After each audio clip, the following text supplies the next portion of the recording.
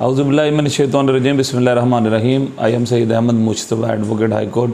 Viewers, आज हम discuss करते हैं supreme court procedure and practice act के बारे में 2023, जो कि पार्लियामेंट से मंजूर हुआ और उसके बाद उसको लागू कर दिया गया। अब इस प्रैक्टिस एक्ट में जो सुप्रीम कोर्ट के इख्तियारात थे, कौन कौन से इख्तियारात को इसमें नया ऐड किया गया, किस किस इख्तियारात को रोका गया और क्या क्या इस एक्ट में प्रोविजंस ऐड की गई, जिसके बारे में आपने देखा ही होगा कि पिछले कई दिन से जो है सुप्रीम कोर्ट ऑफ पाकिस्तान के जस्टिस जो है काजी फाइज़ ईसा ने जो लाइव स्ट्रीमिंग के साथ और लाइव ब्रॉडकास्टिंग के साथ उस समाअत को किया, और आज जो है मौरखा 11 अक्टूबर को ये जो जितनी भी एप्लीकेशंस थी वो डिसाइड कर दी। जब ये एक्ट आया, एक्ट आने के बाद इसमें जो चीज़ें ऐड की उसके बारे में भी हम डिस्कस करते हैं। तो मुख्तलिफ़ जमातों की तरफ से जो था वो बाकायदा तौर पे इसको चैलेंज किया गया कि ये जो एक्ट आई अगेंस्ट द लॉ है and against the constitution of Pakistan है। इसकी जितनी भी जो कंटेंट्स हैं ये सारे के सारे लॉ के साथ टकराते हैं, लिहाजा इसको नल एंड वाइड करार दिया जाए। जबकि इसके हक़ में जो गवर्नमेंट ऑफ पाकिस्तान की तरफ से एडवोकेट जनरल और जितने भी दीगर जमातों की तरफ से जो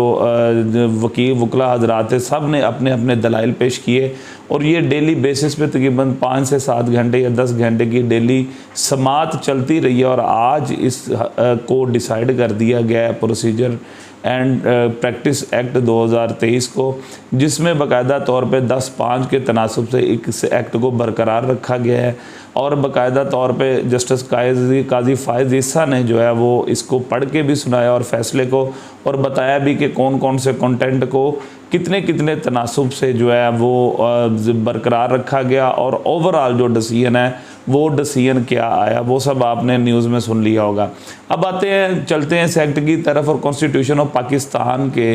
कौन से ऐसे कंटेंट, कौन से आर्टिकल में चेंज किया गया और कौन से आर्टिकल में सुप्रीम कोर्ट के इख्तियारात को डिस्कस किया गया, और कौन कौन से आर्टिकल के लिए ये एक्ट जो है वो शामिल किया गया। अच्छा, सबसे पहले मैं आपको बताता चलूँ कि सुप्रीम कोर्ट ऑफ पाकिस्तान में किसी भी हाई कोर्ट हो, लोअर कोर्ट हो, चाहे वो सिविल कोर्ट्स हों, उसमें जब भी सिविल जजेस होते हैं उसमें एक CJ1 होता है जो कि सीनियर सिविल जज की हैसियत से काम करता है। जितने भी सिविल जजेस होते हैं वो सब उसके सब ऑर्डिनेट होते हैं, और जितनी भी केसेस की मार्किंग वगैरह है और कौन सा केस किस जज के पास जाना है, ये वही CJ1 जो है वो डिसाइड करता है। इसी तरह हम एडिशनल कोर्ट्स में आते हैं तो उसमें जो ASJ1 है वो डिसाइड करता है, जिसको हम सेशन जज भी कह सकते हैं। अगर वो तहसील लेवल पे है तो ASJ1 डिसाइड करता है, और अगर वो डिस्ट्रिक्ट लेवल पे है तो वहाँ पे डिस्ट्रिक्ट एंड सेशन जज जो है वो बाकायदा तौर पे केसेस की मार्किंग करता है, और ये कॉन्स्टिट्यूट करता है कि कौन कौन सा केस जो है किस किस अदालत में चलेगा, कौन कौन से जजेस जो हैं वो कौन कौन सी अदालत को देखेंगे, कौन कौन से जजेस के पास किस किस अदालत का इख्तियार होगा। वो LDA की काम हो सकता है, वो वापडा की अपीलेट कोर्ट हो सकती है, वो बाईसेबी का इख्तियार हो सकता है, वो मर्डर रेफरेंसेस का इख्तियार हो सकता है, वो किसी भी किस्म का इख्तियार जो है वो जो हमारे डिस्ट्रिक्ट एंड सेशन जज है वो डिसाइड करते हैं। इसी तरह जब हम हाई कोर्ट की तरफ मूव करते हैं तो जो इनकी सबसे बड़ी जो सीट होती है वो चीफ जस्टिस की होती है, और इसी तरह केसेस की मार्किंग और जितने भी बेंच वगैरह कॉन्स्टिट्यूट किए जाते हैं वो हमेशा chief justice of high court he bench constitute करता है। इसी तरह जैसे कि लाहौर हाई कोर्ट में भी chief justice Lahore high court है, उनके पास इख्तियार है, वो बेंच बनाते हैं और कॉन्स्टिट्यूट करते हैं। आइदर इवन के जब भी कोई ऐसा फ़ैसला हो जिसमें बाकायदा तौर पे कानून साजी की ज़रूरत हो, तो जो मुतलका जस्टिस हैं वो अपने इस रेफरेंस बना के उस फाइल को वो चीफ जस्टिस के पास भेज देते हैं कि वो एक बेंच कॉन्स्टिट्यूट करें, और कॉन्स्टिट्यूट करने के बाद उसमें बाकायदा तौर पे वो फुल बेंच हो, या वो 3 रुकनी बेंच हो सकता है, या वो डिवीजन बेंच हो सकता है। इसमें जो है वो सारे का सारे जितने भी जजेस हैं वो सारे इसमें फुल कोर्ट करके इस ख़ास और पर्टिकुलर प्रपोजिशन को सुना जाए, और उसके बाद जो फैसला किया जाए वो ऑल ओवर दी प्रोविंस जो है उसको स्प्रेड करके और इसको बाकायदा तौर पर जजमेंट को रिपोर्ट किया जाए। तो ये सारे इख्तियारात जो chief justice of high court के पास हैं। अब हम सुप्रीम कोर्ट की तरफ मूव करते हैं। सुप्रीम कोर्ट ऑफ पाकिस्तान में भी सेम लाइक दैट इसी तरह ही इख्तियारात जो है वो डिवाइड किए गए हैं, और जो इख्तियारात हैं वो हमेशा चीफ जस्टिस ऑफ पाकिस्तान के पास थे कि जब भी कोई उनके पास ख़ास प्रपोजिशन आती है तो वो अपने जितने भी बेंचेस वगैरह कॉन्स्टिट्यूट करने का जो इख्तियार है वो चीफ़ जस्टिस के पास होता है। इसके अलावा चीफ़ जस्टिस ऑफ पाकिस्तान के पास जो है वो एक और इख्तियार होता है जिसको हम original jurisdiction of supreme court कहते हैं। उस original jurisdiction of supreme court में चीफ़ जस्टिस ऑफ पाकिस्तान के पास सू मोटो एक्शन का इख्तियार है, यानी कि जो भी अगर पाकिस्तान के अंदर किसी भी किस्म की कोई ऐसी violation of rules and law या और वायलेशन ऑफ फंडामेंटल राइट्स हो रहा है तो ये chief justice of Pakistan suo motu action लेकर बाकायदा तौर पे वो पटिशन जो है वो उस केस को सुन सकता है और उसका बाकायदा तौर पे फैसला दे सकता है। अब हम देखते हैं कि इस प्रोसीजर एक्ट में कौन कौन सी चीज़ें ऐड की गई थी और क्या क्या चेंजेस की गई हैं। हम देखते हैं कॉन्स्टिट्यूशन ऑफ पाकिस्तान 1973 का कौन सा आर्टिकल है जो कि सुप्रीम कोर्ट को सू मोटो का इख्तियार देता है, और बाद में प्रोसीजर ऑफ लॉ जो एक्ट आया है उसमें बाकायदा तौर पे क्या क्या चेंज किया गया है। जो आर्टिकल 184 कॉन्स्टिट्यूशन ऑफ पाकिस्तान की क्लॉज 3 ये कहती है without prejudice to the provision of article 199 the supreme court shall if it considers that a question of public importance with reference to the enforcement of any of the fundamental right conferred by chapter 1 of the part 2 is involved have the power to make an order of the nature mentioned in the said article। उन्होंने ये बताया कि article 199 की writ jurisdiction के अलावा जो supreme court of Pakistan अगर ये देखती है कि किसी भी फंडामेंटल राइट की वायलेशन हो रही है तो सुप्रीम कोर्ट ऑफ पाकिस्तान जो है वो बाकायदा तौर पे उसकी समाअत कर सकती है और उसमें एक्शन ले सकती है, जिसको हम सू मोटो एक्शन का नाम देते हैं। अब आते हैं कि प्रोसीजर एक्ट में बाकायदा तौर पे इस आर्टिकल के हवाले से क्या क्या चीज़ें ऐड की गई और उस प्रोसीजर एक्ट का मुकम्मल तौर पे जायज़ा लेते हैं। सबसे पहले आते हैं कि शॉर्ट टाइटल में ये कहा गया है कि this act shall be called the supreme Court practice and procedure act 2023। उसके बाद constitution of benches every cause appeal और matter before the supreme court shall be heard and disposed of by a bench constituted by the committee comprising the Chief Justice of Pakistan to most senior judges in order of seniority। इसमें जो पहली clause है उसमें बाकायदा दूसरी clause में जो बाकायदा तौर पे ये बताया गया है कि कॉन्स्टिट्यूशन ऑफ बेंचेस का जो इख्तियार है वो एक कमेटी तश्कील दी जाएगी। उस कमेटी में चीफ जस्टिस ऑफ पाकिस्तान होंगे और इसके अलावा 2 मेजर और सीनियर जजेस होंगे जो कि बेंचों की कॉन्स्टिट्यूट करेंगे कि कौन कौन सा बेंच कौन कौन सा केस सुनेगा। इसके बाद the decision of the committee shall be by majority, और ये जो डिसीजन है कमेटी का ये मेजोरिटी यानी कि जो जिस बेंच के इख्तियार में बाकायदा तौर पे 2 जजेस होंगे यानी कि 2-1 के तनासुब से इसका फैसला किया जाएगा कि कौन सा बेंच कौन से केसेस सुनेगा। इसके बाद आ जाता है exercise of original jurisdiction by the supreme court. अब आर्टिकल 184 क्लॉज 3 के बारे में जो है वो पार्लियामेंट में जो लॉ दिया गया उसके बारे में हम डिस्कस करते हैं। Any matter invoking exercise of original jurisdiction under clause 3 of article 184 of the constitution shall be first placed before the committee constituted under section 2 for examination, and if the committee is of the view that a question of public importance with reference to enforcement of any of the fundamental right conferred by the chapter 1 of part 2 of the constitution is involved, it shall constitute a bench comprising not less than 3 judges of the Supreme Court of Pakistan, which may also include the member of the committee for adjudication of the matter। अब इसमें जो है बाकायदा तौर पे ये बता दिया गया है कि जब जैसा कि मैंने आपको पहले बताया कि जो इख्तियार था सू मोटो लेने का वो सिर्फ चीफ जस्टिस ऑफ पाकिस्तान के पास था, लेकिन अब इस जो एक्ट है इसके मुताबिक जो इख्तियारात हैं वो सुप्रीम कोर्ट ऑफ पाकिस्तान से justice of supreme court of Pakistan से हट के उस कमेटी को दे दिए गए हैं जो कि 3 मेंबर्स पे मुश्तमिल होगी। और सबसे पहले जो भी फंडामेंटल राइट का कोई एनी इन्फ्रिंजमेंट ऑफ राइट या पब्लिक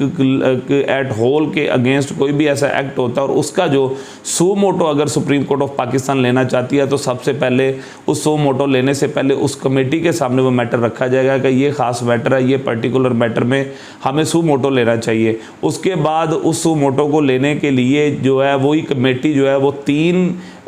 जजेस पे मुश्तमिल एक बेंच कॉन्स्टिट्यूट करेगी जिसमें उस कमेटी का भी एक मेंबर शामिल होगा और उस पर्टिकुलर केस को वो सुनेंगे जिसमें उन्होंने सू मोटो लेने की परमिशन दी होगी। In interpretation of the constitution, अब इसका जो चौथा पैरा वो ये कहता है in the matters where interpretation of the constitution provision is involved, committee shall constitute a bench comprising not less than 5 judges of the Supreme Court। अब यह है कि इंटरप्रिटेशन ऑफ कॉन्स्टिट्यूशन, अगर कॉन्स्टिट्यूशन ऑफ पाकिस्तान की कोई इंटरप्रिटेशन का कोई preposition अगर कमेटी के सामने आ गई है, यानी कि किसी जगह पे कॉन्स्टिट्यूशन ऑफ पाकिस्तान को वायलेट किया जा रहा है या उसका मिसयूज़ किया जा रहा है, कोई इस किस्म का मैटर आ जाता है जिसमें सू मोटो लेने की ज़रूरत है, तो इस ऐसे मैटर में बाकायदा तौर पर जो है वो जो बेंच क्रिएट किया जाएगा, जो बेंच कॉन्स्टिट्यूट किया जाएगा, वो 5 जजेस पे मुश्तमिल होगा, 5 जजेस से कम वो नहीं होगा। पहले ये था कि सू मोटो पे जो भी जो एक्शन लिया जाता था उसकी अगेंस्ट अपील नहीं होती थी, लेकिन इस बाकायदा तौर पे पर्टिकुलर एक्ट में जो है वो अपील का वर्ड ऐड कर दिया गया और उन्होंने ये बाकायदा तौर पे कहा है कि अगर किसी भी शख्स के खिलाफ सू मोटो एक्शन होता है तो उसके पास वो अपील का इख्तियार भी रखता है।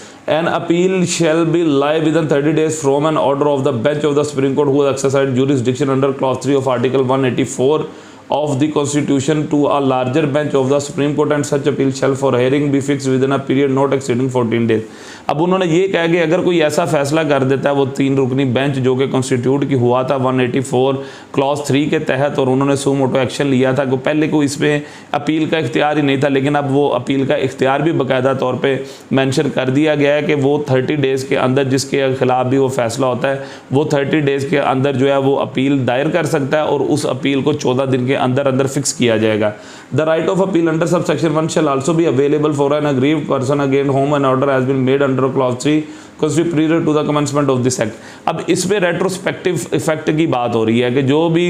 इससे पहले अगर किसी के प्रियर टू दिस एक्ट अगर किसी का कोई राइट वायलेट हुआ है तो वो भी इसकी अपील अभी दायर कर सकता है,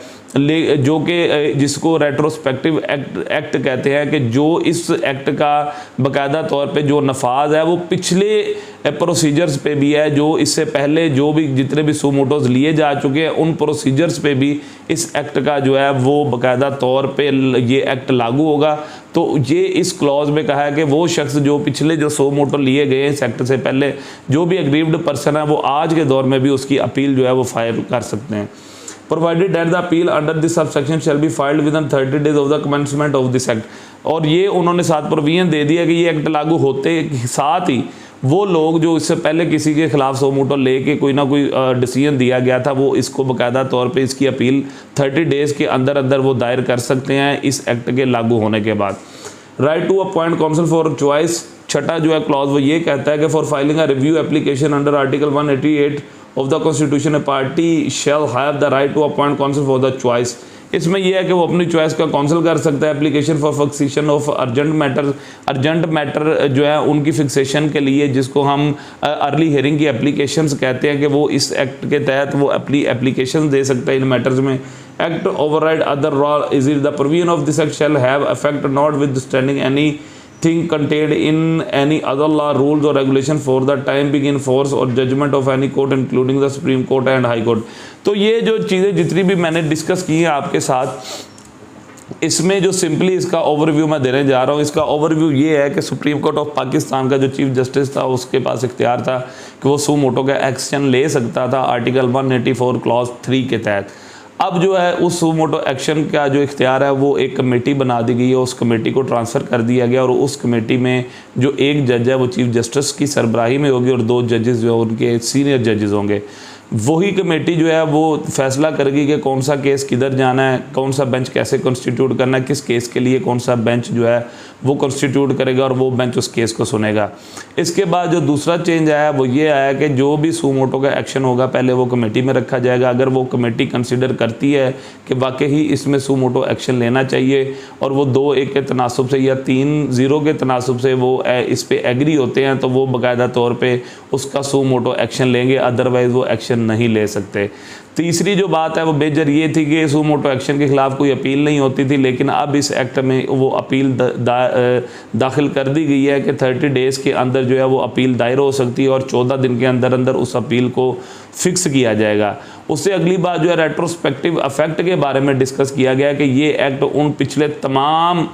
जो सू मोटो एक्शंस थे जिनके खिलाफ जो है वो अपीलें दायर नहीं हुई थी, तो वो लोग भी जो है 30 दिन के अंदर अंदर इस एक्ट के लागू होने के बाद 30 दिन के अंदर अंदर वो अपनी अपीलें जो हैं वो सुप्रीम कोर्ट ऑफ पाकिस्तान में दायर कर सकते हैं। तो ये सारा